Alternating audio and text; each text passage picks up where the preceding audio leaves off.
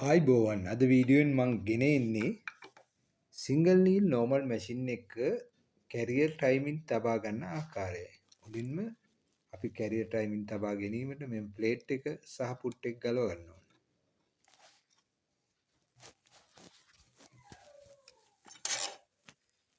ඉන්පසු hand wheel එක තමන්ගේ දෙසට කරක ගන්න ඕන.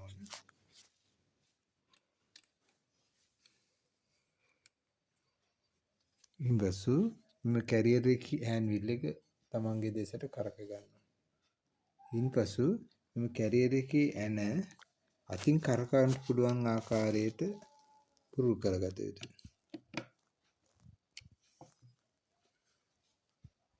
ඊළඟට හෑන්ඩ් වීල් එක තමාගේ දෙසට කරකන විට නීල් බාර් එක උපරිම පහළ ගොස් ඉහළ එන අවස්ථාවේදී කැරියර් එකේ පොයින්ට් එක නීල් එකේ කර්ව් එකේ හරි මැදින් ගෑවි නොගෑවි යන ආකාරයට කර්ව් එකේ මැදින් හරි මැදින් ගෑවි නොගෑවි යන ආකාරයට තබා කැරියර් එකේ ඇන තබා ගැනීම තමා කැරියර් එකේ ඇන තද කර ගැනීම තමා කැරියර් ටයිමින් ලෙස හඳුන්වන්නේ.